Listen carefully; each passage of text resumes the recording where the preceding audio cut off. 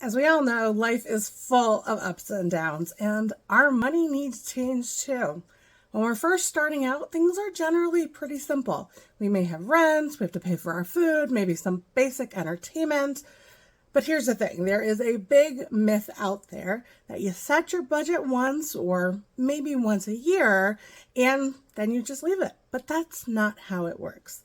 Life events like getting a new job, breaking up with a long-term partner, losing a job, these are all things that impact your cash flow.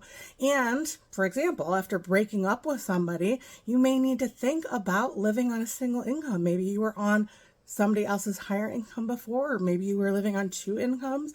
You may think about needing to find a different place to stay, which may have different cost structure, different expenses associated with that.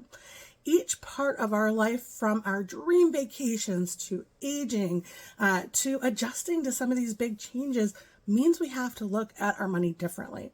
This month, with the Watch Her Thrive Financial Empowerment video series in honor of Domestic Violence Awareness Month, we want to highlight how important it is to keep checking in with your budget, especially when you are going through a big life change.